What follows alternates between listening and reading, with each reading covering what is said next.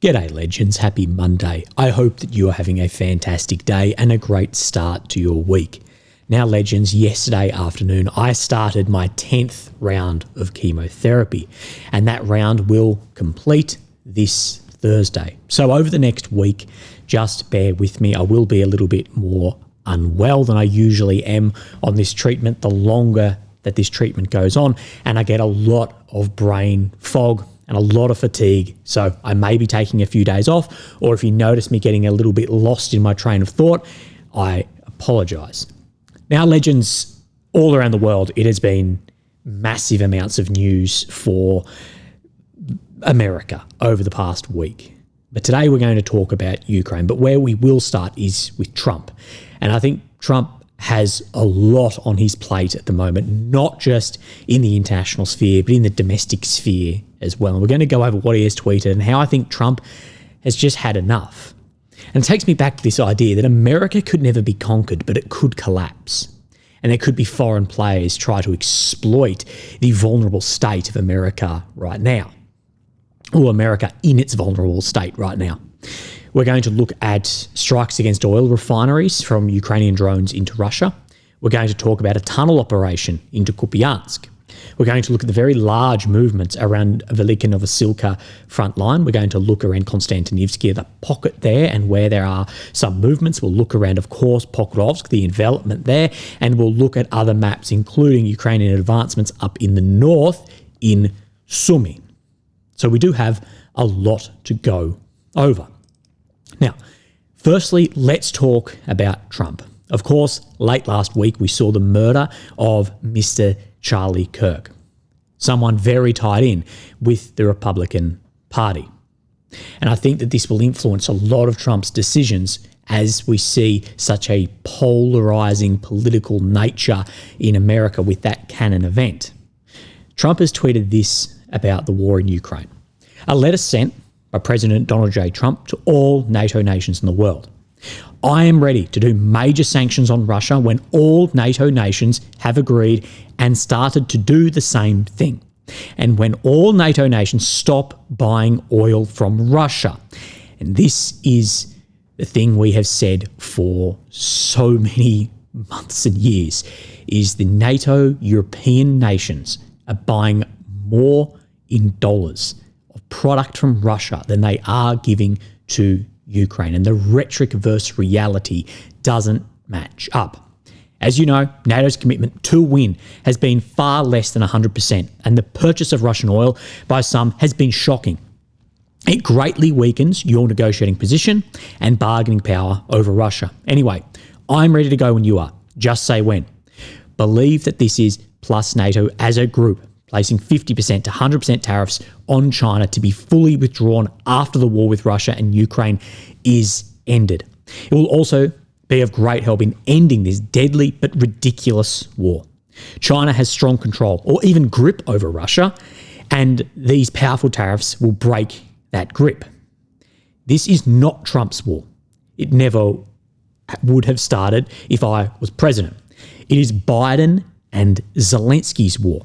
A lot of people have jumped on this and said, why has he not mentioned Putin? Why has he not mentioned the Russian president who then launched this war across that border? If NATO does as I say, the war will end quickly and all those lives will be saved. If not, you're just wasting my time and the time, energy and money of the United States. Thank you for your attention on this matter. Now, the way I read this is Trump is ready to make a decision on whether the US is in or they're out. And the decision, if they're in, is on Europe pulling their weight. Europe meeting the NATO targets set out of defence spending, and Europe putting the money where their mouth is and going, hang on, you can't just have a shit fit about India or China buying these products while you are still buying these products to more than you are ever giving to Ukraine. But if you ask me, behind the scenes, maybe some mental gymnastics in this, is Trump is looking for a way out of further commitment to this war that may drag on for years and years. I spoke to someone over the weekend who said, well, historically, wars go much longer than we actually think. He said, if you look through the 20th century, we think about those as wars. And he said, we think about a start and an end date over a couple of years. He said, but if you look back through history, you've got the 30 Years' War, the 100 Years' War, and you've got many wars that sit for years or decades at a time and have a large front line with minor skirmishes along it. He said, we could see wars like that carry on through the 21st century. But I think Trump, he's going, we have big problems at home. We've got massive competition internationally. We need a way out of this. It's expensive, it's long, it's bloody, and it's losing a lot of our credibility from what's happening domestically and tariffs internationally. I think he knows that these states won't do this and that this is potentially, won't or can't do this, and maybe this gives him the out from this. Again, I don't know. I may be reading into that, but please let me know what you think. Now, sadly, it went very, very poorly, but I think I did on viewer count, which whatever, but I think I did a fantastic interview with a economist, Dr. Richard Connolly, over the weekend. That is up. I will link that below. He is a world-leading expert in Russian economics and Eastern European economics, and the ability to actually tell us the state, the health of the Russian economy and what these strikes or sanctions are doing. So please go and watch that, because a lot of people are just taking screenshots of the ruble and saying everything is collapsing, or a screenshot of something go bang and everything is collapsing, rather than listening to an actual expert. So Serhiy Flash, Ukraine's foremost drone expert blogger, if you will, he tweeted this, and this goes in line with what many have been saying, military side and the economic side. So you don't think that flying to Russian targets is easy. These attacks require great effort. Russia has air defense and plenty of electronic warfare. What I will say about Russian electronic warfare, when I talk to people behind the scenes who are in the military space, it's not Russia's tanks or equipment that is like physical equipment that concerns them. It's actually the electronic warfare component, which they say is world leading. All these attacks are the result of extensive work in locating targets and planning routes to them. Why refineries specifically? For long-range attacks, a scenario is quite possible where out of 20 drones, for example, only 2 make it. So 20 drones go towards these and 18 either get intercepted physically by hard missile bullets or by soft electronic warfare. These two drones, carrying charges of tens of kilograms, are not capable of causing significant damage to fortified military facilities or underground enterprises. And this is what we see. The further these drones have to go, the more fuel of which they have to carry, therefore the less bang that they are going to have in the warhead. And although it can create a big bang because it's mixing with gas or with oil, the actual damage is it's not dropping a Fab 500 on a facility. Refineries have large and important elements on the surface that cannot be moved or cleared. They are part of the technological process and are easily ignited. The same applies to all above-ground stationary fragments of the oil and gas industry. And to inflict noticeable damage on industrial and enclosed facilities, ballistic missiles or cruise missiles with warheads weighing 500 to 800 kilograms are needed. This is the thing, that these drones, if you're getting 2 drones with tens of kilograms of warhead hitting these, the damage is still going to be limited. A lot of the damage would come secondary if fire can spread, but these facilities are specifically made to try, because they know they're dealing with a highly flammable substance, they are specifically made to try and stop any spread as well. What he's saying is to really damage, especially the underground areas or large areas, you need 500 to 800 kilogram ballistic missile warheads on those. Please go and watch me and Richard. We talk about all of this. Now, we have seen another tunnel operation, and we'll talk about this and then we'll go over and show you where things are moving on the map. So here is Ukraine in the center of your screen, the capital of Kyiv. The red areas occupied since 22, the purple since 2014. Now, an area which has been fairly ignored, but we have been saying do not ignore this, is this pocket in the northeast. This we call the Kupiansk pocket, split by the Oskil River. Now, we do see a bit of red check. The red check that indicates Russian movement down into the northwestern side of Kupiansk. But let's roll back a couple of days, shall we? So we will turn this on. No movement on the 12th. We come to then the 13th. We do see a little bit of grey zone shifting around here, but we do see that Kindrashivka and more movement in this area. But the Kindrashivka, what we used to call the Kindrashivka Island boys, have now become the Peninsula boys out here, and then to today where we see further movement in here. Now, there's a lot of people asking, well, how's all of this getting supplied out into this sector? Now, this map, in my opinion, has never truly shown exactly how this is looking. I think it's very far behind, especially on grey zone down into Kupiansk. But what we have seen in multiple other areas is Russians exploit tunnels to get into areas. Exactly how these tunnels aren't closed up or known by the Ukrainian forces, I will never know. We saw the same thing happen in Kursk, where the Russians went way down through tunnels and got in behind the Ukrainian forces, and that could have been a lot worse than it was. And Ukraine's deep state, they have talked about this, the pipe 3.0. The Russians cross the Oskil through gas pipe and enter Kupiansk. So let's talk about where this is before we go over what has exactly happened. So we have from Liman Pershi to Radkivka. So this is the area, I believe, they have been able to cross with this tunnel operation. So when we zoom in, we get Radkivka and Liman Pershi. So in this area, we have from here to here about 9 kilometers.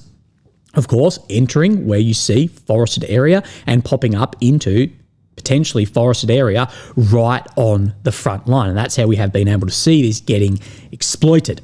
Unfortunately, the enemy used the pipes of infiltration for the third time. The first time was in Avdiivka, the second time near Sudzha.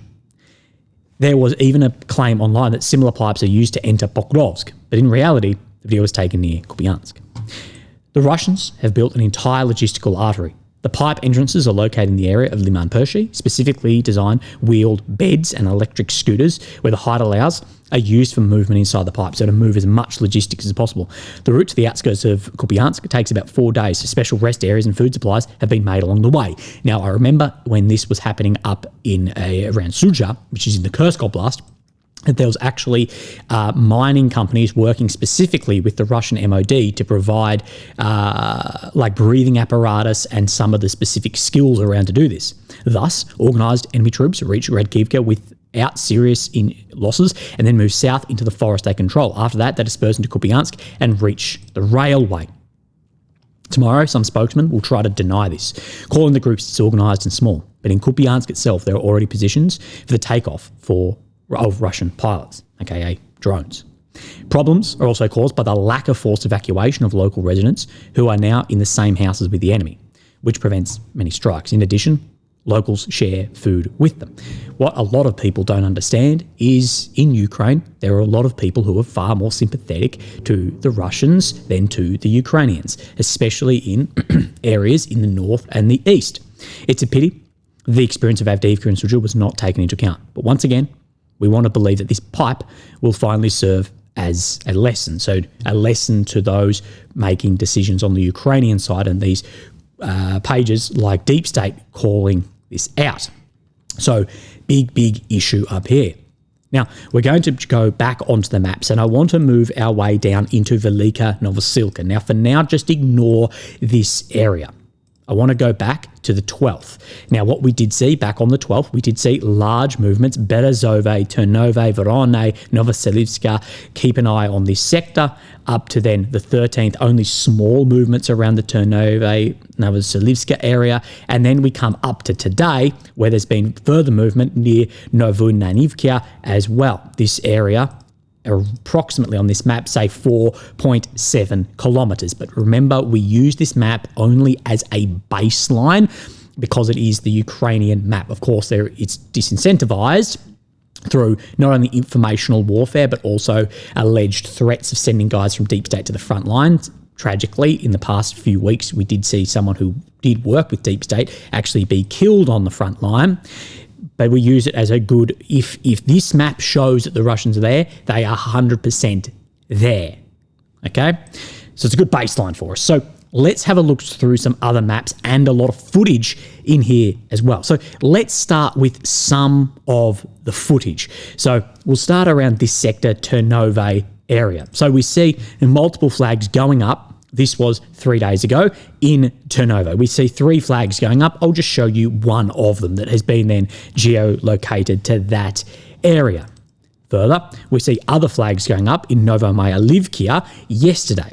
So Novomyalivkia, we see multiple flags. Let's just zoom you in on this. Multiple flags going up in here. So still not shown in grey zone even up to today. This is one of those flags going up there. What I will say is definitely on this front, flags going up does mean grey. It doesn't necessarily mean that it is red.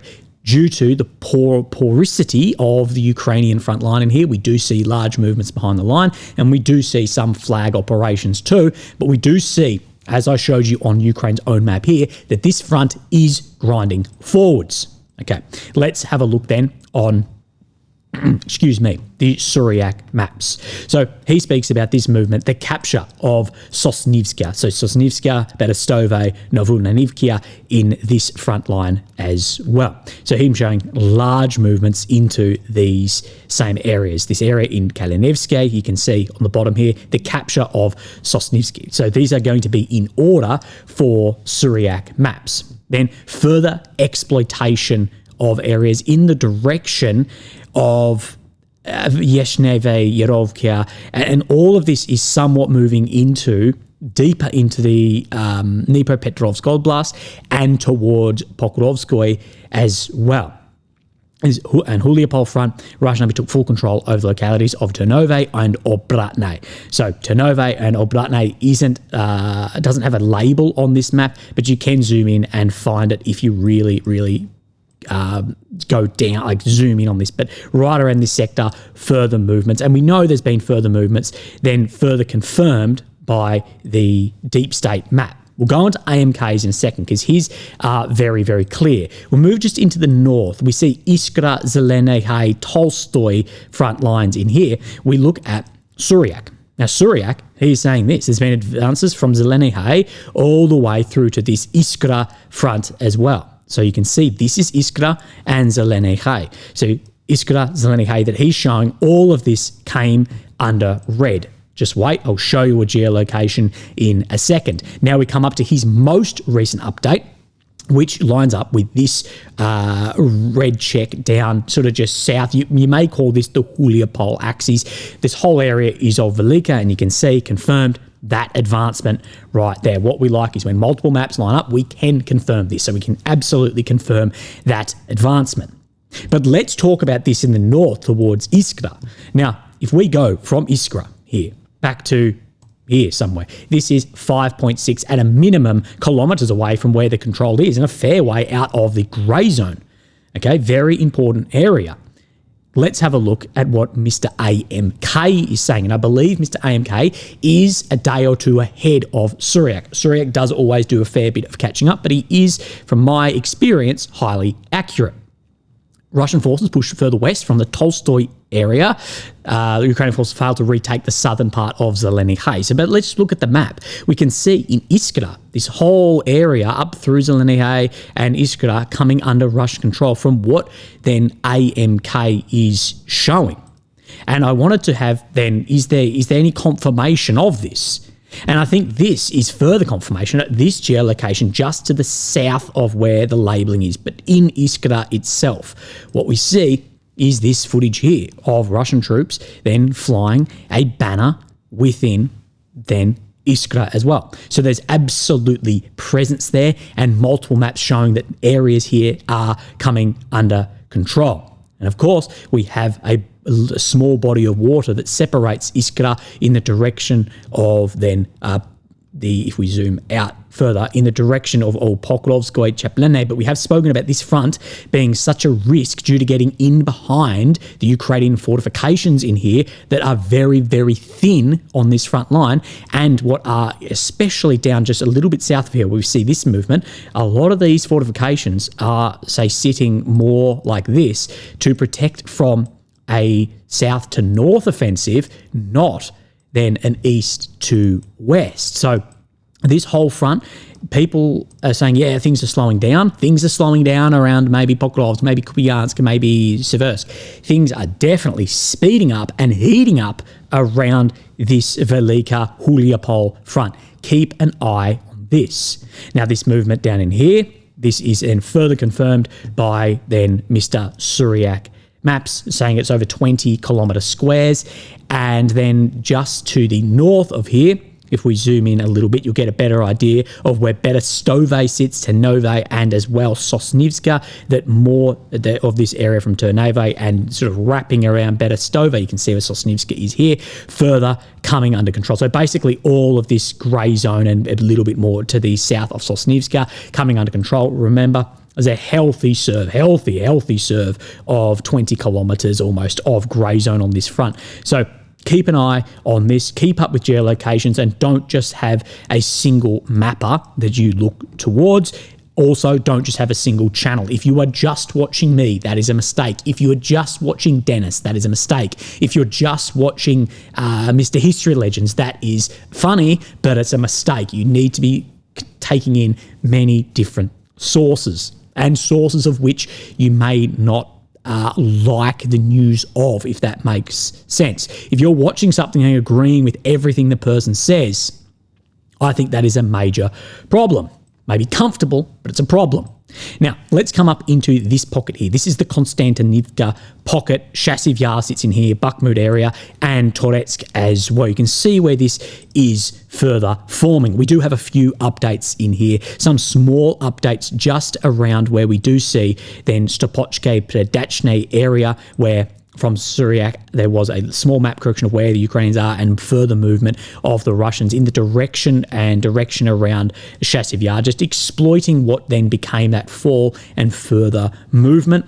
And then we see a little bit further down the south, then Alexandro Shortny and took over a series of trenches southeast of Constantinivka city. So Alexandro Shortny and further moving towards Constantinivka city. This is the real target sits in here.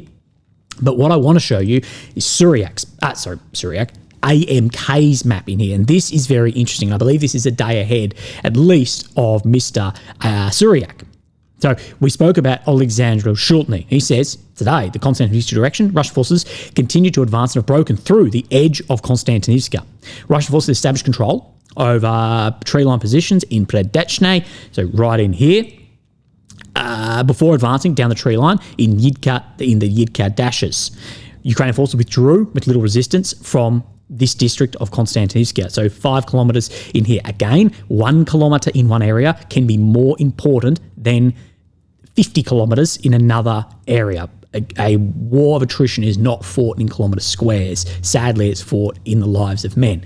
But this area coming down to Predachne and then has, at least to what he is claiming, so Alexandro Shortny in the direction, this is Predachne, then broken into the first areas of Constantinivka. Keep an eye out on this. What we do know around this area is Russia does have a lot of fire control across these roads leading in, as well as a lot of FABs being dropped in this sector. And Ukraine does have troops in this area in Katerinivka, which I can't see being anything less than a catastrophe to try and withdraw those out of there. Let's move just to the west into Pokrovsk. Now, we see this area here. A lot of people are pushing back that this does not look like how it is claimed in here. We do see no real change in here over the past few days. Just keep an eye out on this. We will keep you updated with as many different sources as well to get an idea. We look at Mr. Suryak maps. Now, this is more what I see most people talking about, but it is Russia is getting threatened here at the base of cut off. Last 48 hours, Russia recaptured some of the recently lost positions southeast of Sofivka. So we just see in this sector in here, we have Shakovka, Mayak, Popov Yar, Poltavka, excuse me, and the axis of Sofivka, where they are trying to have basically 2 prongs at the moment and actually putting more effort on this eastern than on this western. But what we do know is Russia is doing some level of regrouping around this front line, and that may restart. So just keep an eye out on what is happening in here. Then we have Pokrovsk, the Pokrovsk pocket. In the last 5 days, the situation in eastern Minograd has worsened for the Ukrainian army. The Russian army has intensified attacks and approaching the first houses of the town. At this moment, Ukrainian forces prevent the consolidation of Russian gains thanks to the high possession of drones in this sector. So where we, of course, see Novokononachny and Minograd Miryolubivka. And what I have seen from the footage I've seen is a lot more FAB glide munitions being dropped in Minograd. But this area hasn't moved for some time. That said, what I say all the time is Russia, in my opinion, has no incentive to move on this area. It's going to be very bloody to try and move into Pokrovsk or into Minograd with any more than a DRG element or drone elements from the flanks. But what we do know, for Ukraine to get anything in or out of Pokrovsk is incredibly bloody, because across the extreme points of this, say from here to here, it's only 16 kilometers, so 8 kilometers each way, that all of this is under drone, barrel, and glide fire control as well. And this is the nature of attritional war. It's very, very funny, because I'm seeing a lot of Ukrainians say, your pro-Ukrainian pages about this area in here, well, Russia's surrounded on 3 sides. We don't want to collapse that because it creates a kill box to increase the attrition. And I agree. But I say, well, then stop looking at this and zoom the fuck out and see the kill boxes that are created where you're surrounded on 3 fucking sides. If you're going to apply a standard somewhere, apply the fucking standard across everything. Now, let's have a look at some of the areas on the map. Let's turn this back on. Now, what I want to do is actually just go back to the 12th and turn this on of any area that we may have missed. I do apologise, I somewhat belt-fed through this. Let's go up to then the 13th. We did talk about Kupiansk, talk more about Velika Novosilka Frontline. I think I did miss one somewhere. Either way, it's not super important, but we will go up into the north because that is important. There's just some small changes on this. Where I want to come, though, is up into the north. We do see a large change. We do see around Constantinivka, Constantinivka, up in this oblast. Yeah, it's really easy when the same places are named like 10 times. We do see that Ukraine has taken back some ground in here. And we do see this whole thing massively, massively celebrated. But if we actually have a look over the entire battle sequence of Sumy Kursk, it is a catastrophe. But there's still Sursky. I do not understand why Sursky still has some of Ukrainians' best forces, best equipment, and so much everything up into try and push back this when we see the complete falling apart of the south and the east and even areas in the north. Like, yes, there's making ground in here. None of this is important as controlling down. They're all trying to stabilize and stop those areas. This is then, of course, Suryak map and showing areas that are being pushed back. In here, we'll go further onto his further today map, and he's showing in similar-ish areas as well. Sorry, my map just freaking out a little bit.